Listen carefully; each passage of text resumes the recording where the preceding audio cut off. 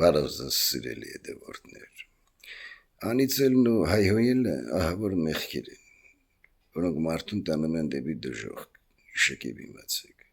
քայքայելով մարդու հոգեկան և մարմնական առողջությունը։ Անիծելն ու հայհոյելը կեղտոտում են մարդու ներսը,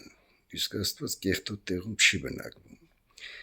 Եթե մարդը անիծում հայհոյում է, չհաշվարկած մյուս մեղքերը, և իրեն համարում է քրիստոնյա, նա մոլորված է։ Որպեսզի անիծելուց, հայհոյելուց կարողանաք հրաժարվել, ձեր բերանը սովորացրեք օրհնելու։ Օրվա մեջ 10 անգամ, 20 անգամ, 100 անգամ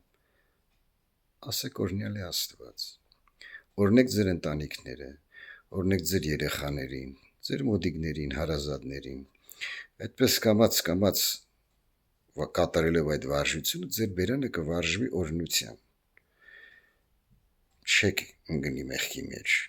կշատանա օրհնությունը, մեղքը կքչանա։